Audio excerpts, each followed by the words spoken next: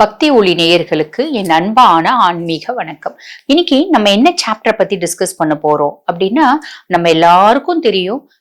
ராவணன் சீதையை சிறையெடுத்தது, அசோகவனத்துல வச்சது, ஆஞ்சநேயர் அவரை போய் பார்த்தது. அப்ப ஆஞ்சநேயர் தாயாரை போய் பார்க்கும்போது அம்மான்னு அவர் காலில் விழுந்து ஆசீர்வாதம் வாங்குவாரு.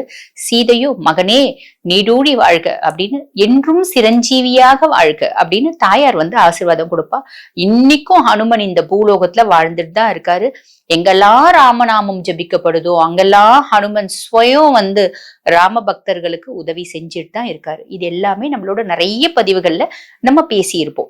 அப்ப தாயாரை பார்த்த உடனே ஒரு பழைய ஓவியம் மாதிரி தாயார் உட்கார்ந்து இருந்ததை பார்த்த உடனே ஹனுமனுக்கு ஒரே கஷ்டம். ஓன்னு அழறாரு. அம்மா, எப்படி இருந்த தாய் நீ இப்படி ஆயிட்டு இருக்கே. அதாவது தாயார் எப்படி இருப்பா அப்படின்னு அவரோட மனசுலயே அவருக்கு ராமனையும் தாயாரையும் மனசுல காமிச்சவர் இல்லையா அவரு. அப்ப தாயே நீ ஏன் இவ்வளவு நொடிஞ்சு போயிருக்க. அதான் ஒரு பழைய ஓவியம், ஒரு மாசுபடிஞ்ச பழைய ஓவியம் மாதிரி அங்க தாயார் உட்கார்ந்து இருந்தா அசோகவனத்துல.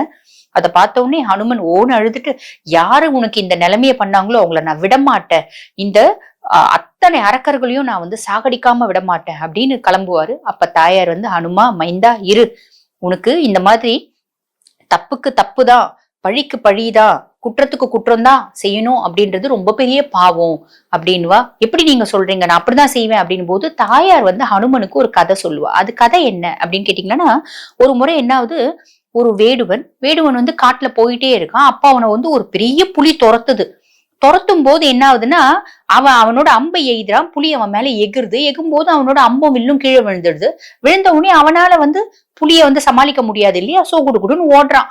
ஓடி போயிட்டு ஒரு மரத்துல ஏறும்போது பாதி தூரம் ஏறிட்ட பின்னாடிதான் தெரியுது அந்த மரத்துல பாத்தீங்கன்னா ஒரு பெரிய கரடி இருக்கு அப்படின்னு. இருந்தாலும் ஏறிட்டு அப்படியே பாதியிலேயே தொங்கிட்டு இருக்கா. அப்ப கீழே இருக்க புலி சொல்லுது, ஹே கரடி, இவன் பாத்தியானா நம்ம வன விலங்குகளுக்கே ஒரு பெரிய எதிராளி. நம்மளோட நிறைய இனங்கள் அழிஞ்சதுக்கு இவன் தான் காரணம். நம்மளோட மிருகங்கள் நிறைய பேரை வேட்டையாடி இருக்கான். அவனை கீழே தள்ளி விடு, நான் சாப்பிட்டுட்டு போறேன் அப்படின்னுது. நான் ரொம்ப பசியா இருக்கேன், சாப்பிட்டுட்டு போறேன் அப்படின்னுது. அப்ப அந்த கரடி சொல்லுது, இல்ல என்னைக்கு இவன் இந்த மரத்துல பாதி ஏறிட்டானோ இவன் இங்க தஞ்சம் அடைஞ்சிட்டான். இந்த மரத்துல இவன் தஞ்சம் அடைஞ்சிட்டான். நான் இந்த மரத்துல வசிக்கிறேன், என்கிட்ட சரணாகதி அடைஞ்சிட்டான் அப்படிதான் நான் நினைக்கிறேன். ஒரு யார்கிட்ட நம்பி சரணாகதி அடைஞ்சாலும் அவங்கள காப்பாத்தணும் அப்படின்றது தர்மம். அப்ப நான் இவனை காப்பாத்தி தான் தீருவேன், நான் கீழெல்லாம் தள்ளி விட மாட்டேன். நீ போய் வேற வேட்டையாடு, நீ வேற பக்கமா போ, என்ன மிருகங்கள் இருக்கோ சாப்பிடு அப்படின்னு சொல்லுது. இந்த புலிக்கு பயங்கர கோபம். என்ன நீ மிருகங்களுக்கு ஹெல்ப் பண்ணும், மிருகத்துக்கு ஹெல்ப் பண்றதுக்கு பதிலா நீ மனுஷனுக்கு ஹெல்ப் பண்றியே, இரு உனக்கு புத்தி வர வைக்கிறேன் நான், இரு அப்படின்னு சொல்லிட்டு என்ன பண்ணுது, அந்த மனுஷனை சொல்லுது, ஏய் வேடுவா, நான் பயங்கர பசியா இருக்கேன், நீ உன்ன அவ தண்ண மாட்டேன்னு சொல்லிட்டான், நீ என்ன பண்ண, அவனை தள்ளி விடு, நான் சாப்பிட்டுட்டு நான் போறேன் அப்படின்னு. இந்த வேடை ஒரு க்ஷண நேரம் கூட யோசிக்கிறீங்க, ஒரு க்ஷண நேரம் கூட யோசிக்கல. அந்த கரடியை கீழே தள்ளி விடுறான். கீழே தள்ளி விட்ட உடனே என்ன ஆகுதுன்னா, அந்த கரடி கீழே விழ பாக்குது. நடுவுல ஒரு குச்சி கிளைய புடிச்சிட்டு தொங்கி திரும்பி மேல ஏறி போயிட்ட உடனே இப்ப இந்த புலி சொல்லுது, பாத்தியா மனுஷங்களோட குணத்தை, என்னதான் இருந்தாலும் நம்ம மிருகங்களா இருந்தாலும் நம்ம மனுஷங்களை விட உயர்ந்தவங்க, ஆனா மனுஷங்களா இருந்தாலும் இவங்க நம்மளை விட தாழ்ந்தவங்க. 6 அறிவு இருந்துச்சுன்னா கூட மத்தவங்களை கெடுக்கணும்ன்ற அறிவை தான் இவங்க பெருசா யூஸ் பண்றாங்க. நீ ஒன்னும் இப்ப கூட கெட்டு போல, அவனை தள்ளி விட்டுரு, நான் சாப்பிட்டுட்டு போறேன் அப்படின்னு சொல்லுது. இப்பயும் அந்த கரடி சொல்லுது, இல்ல நான் முதல்ல சொன்னதுதான், எப்பயும் என்ன சரணாகதி அடைஞ்சிட்டாங்க, நான் ஒரு இடத்துல வந்துட்டேன், அந்த இடத்துல இருக்கவங்களுக்கு நான் நல்லதுதான் செய்யணும், தப்பு செய்யக்கூடாது, நீ போ அப்படின்னு அனுப்பிச்சுடும். அது வெறும் கையோடு திரும்பி போகும். இதுதான் சீதா தேவி சொன்னது. அப்ப இவங்க எல்லாம் அரக்க கூட்டமா இருந்தாலும், என்னை இந்த இடத்துக்கு தூக்கிட்டு வந்திருந்தாலும் என்ன பாத்துக்கிறாங்க இல்லையா. பார்க்கவே இல்லை அப்படின்னா கூட இந்த இடத்துக்கு வந்ததுனால இந்த இடம் நம்ம இடம் ஆயிடும். இங்க இருக்கவங்களை காப்பாத்த வேண்டியது நம்ம கடமை இல்லையா. நம்மளும் அவங்கள மாதிரியே நம்ம அவங்கள வதைக்கணும், அவங்கள சாகடிக்கணும்னு நினைச்சா நம்மளுக்கும் அவங்களுக்கும் என்ன வித்தியாசம் இருக்கும் இப்படின்னு சீதா தேவி சொல்லுவா. அப்ப ஹனுமன் உண்மைதான், இது ஒண்ணு சொல்லுவாங்க பாத்தீங்களா, கெட்டாலும் மேன்மக்களே அப்படின்னு. சோ இது பாருங்க, இந்த மாதிரி நல்ல குணம் மனுஷங்களுக்கு இருக்கணும் தான், நம்ம ஆத்திரத்துல புத்தி இழக்க கூடாது அப்படின்னு ஹனுமனும் தாயாரோட பேச்சு கேட்டுட்டு அமைதியாயிடுவாரு. இதே மாதிரிதாங்க நான் ரீசெண்டா பாருங்க, ஒரு 6 months முன்னாடி ஒரு அம்மா வந்தாங்க. அந்த அம்மா பாத்தீங்கன்னா அவங்க ஃபேமிலியில ஒரு பெரிய, அதாவது அவங்களோட முன்னோர்கள் மூலியமா ஜென்ரலா வந்து பாருங்க, 100 கிளையன்ட்ஸ் நாங்க பாக்குறோம் அப்படின்னா 98 கிளையன்ட்ஸ்க்கு வந்து பாருங்க இந்த ஆபிச்சாரம் அப்படின்றது கிடையாதுங்க. செய்வினை அப்படின்றது கிடையவே கிடையாது. அதே மாதிரி பாத்தீங்கன்னா முன்னோர்கள் சாபம் அப்படின்றது கிடையவே கிடையாதுங்க. 100ல 1, 2க்கு தான் வரும். அந்த 1, 2ல ஒரு கேஸ் இந்த அம்மா, அதாவது ஒரு கிளையண்ட் இந்த அம்மா. அந்த அம்மா என்ன சொல்றாங்க, மேடம் நாங்க வந்து இது வரைக்கும் 20 வருஷம் ஆச்சு மேடம். எங்க குடும்பத்துல பெண் சாபம், நான் சொல்லல, அவங்களே எல்லாமே சொல்லிட்டாங்க. எங்க குடும்பத்துல பெண் சாபம் இருக்கு. எங்களோட மாமனாரோட அப்பா என்ன பண்ணாங்க, ஒரு லேடிய வந்து லவ் பண்ணியிருக்காங்க. லவ் பண்ணி அந்த லேடி வந்து கன்சீவ் ஆயிடுச்சு. கன்சீவ் ஆயிட்ட பின்னாடி தாழ்ந்த குலம், எங்க குலம் உயர்ந்த குலம்.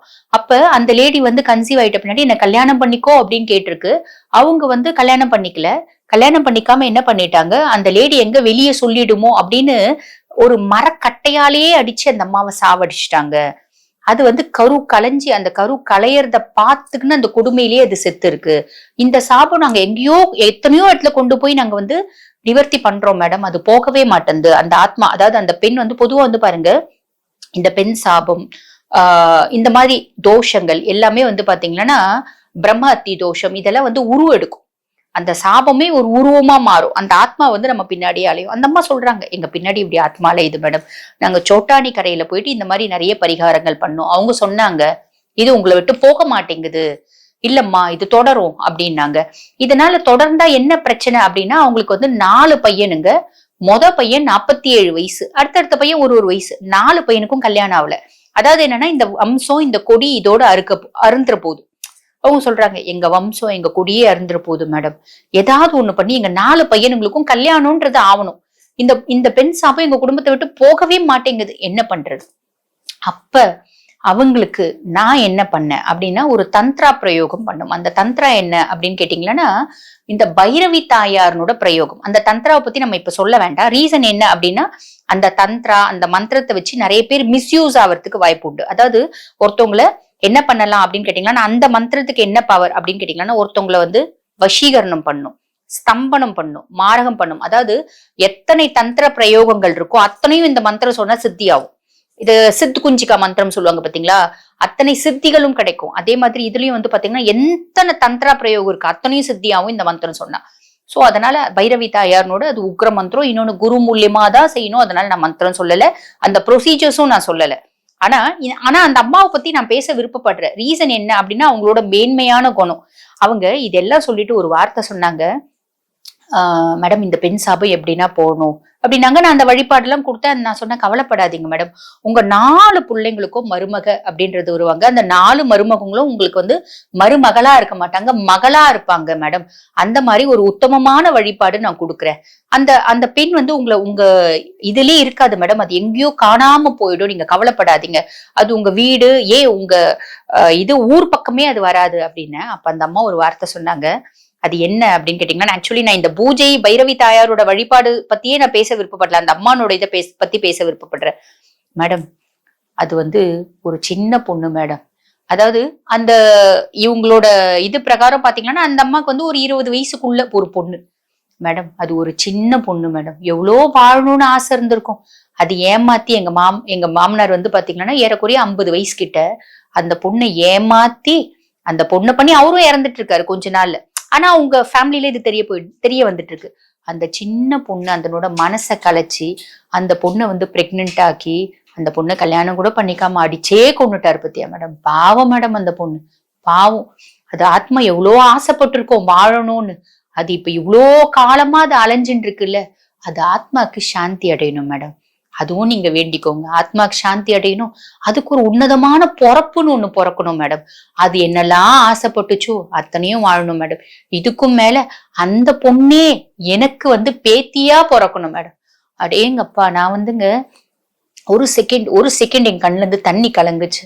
அதாவது நிறைய நல்லவங்க இருக்கிறாங்கதான், அதுல வந்து எந்த விதமான ஒரு சந்தேகமும் இல்லை. ஒரு பேய்கிட்டையும் கருணை காமிக்கிற, அதாவது ஒரு ஆத்மா கிட்டையும் கருணை காமிக்கிற ஒரு மனசு இருக்கதாங்க செய்யுது. சோ இந்த பதிவுல அந்த அம்மானோட பெருமையை சொல்றதுக்கு தான் நான் இந்த பதிவே போட்டனே தவிர, பைரவி தாயாரை பத்தி நம்ம நிறைய பேசியிருக்கோம். பைரவி மந்திர ஜபத்தை பத்தியும் நம்ம பின்னாடி பேசலாம். இந்த மாதிரி ஒரு உன்னதமான ஒரு தாயார், அந்த அம்மா ஆசைப்பட்ட மாதிரி எங்க அந்த அம்மாக்கு பைரவி தாயாரை வச்சு அந்த நெகட்டிவிட்டி எல்லாம் எடுத்தோம். அதுக்கப்புறம் வந்து பாத்தீங்கன்னா வழிபாடு அப்படின்னு சொல்லிட்டு அவங்களுக்கு புவனேஸ்வரி தாயாரோட வழிபாடு கொடுத்தோம். அதுக்கப்புறம் அந்த புவனேஸ்வரி தாயாரோட வழிபாடுனால புவனேஸ்வரி தாயாரோட பூஜை முறைகள் கொடுத்தேன். மந்திரம் கொடுக்கல, பூஜை முறைகளே கொடுத்தேன். ஓகேங்களா? பூஜை முறைகள் கொடுத்து அந்த அம்மா புவனேஸ்வரி தாயாரோட பூஜை முறை வந்து பாத்தீங்கன்னா 18 வாரம் வெள்ளிக்கிழமை தொடர்ந்து செஞ்சாங்க. செஞ்சதுல பையன் கல்யாணம் ஆச்சு. அதுக்கப்புறம் வந்து பாருங்க திருப்பி 18 வாரம் செஞ்சதுல 2வது பையன் 3வது பையன் அக்கா தங்கச்சியே கல்யாணம் பண்ணிக்கினாங்க. கல்யாணம் ஆச்சு. அதுக்கப்புறம் ஒரு ஒரு ஒரு வருஷம் கழிச்சு இன்னொரு பையனுக்கும் கல்யாணம் ஆயிடுச்சு. பையனோட குழந்தை என்னன்னா பொண்ணுங்க, பொண்ணு. சோ அவங்களுக்கு வந்து ரொம்ப சந்தோஷம். அவங்க சொன்னாங்க, மேடம் அந்த ஆத்மாவே வந்து பிறந்துருச்சுன்னு நினைக்கிறேன். நான் ரொம்ப பத்திரமா தங்க தாம்பாளத்துல வச்சு தாங்குறேன். அந்த அம்மா வயசானவங்க, ரொம்ப வயசானவங்க. தாம்பாளத்துல வச்சு என் பேத்தியை தாங்குற மேடம் அப்படின்னாங்க. சோ இதுதான் வந்து பாருங்க, சீதை சொன்ன மாதிரி உன்னதமான குணம் இருக்கிற மனுஷங்க இன்னைக்கும் வாழறாங்க. கெட்டாலும் மேன்மக்களே அப்படின்றதையும் அந்த அம்மா ப்ரூவ் பண்ணிட்டாங்க. அதாவது ரொம்ப நல்லவங்க வந்து பாருங்க, மனுஷங்க கிட்ட மட்டும்தான் கருணையா இருப்பாங்க, தயாவா இருப்பாங்கன்னு கிடையாதுங்க.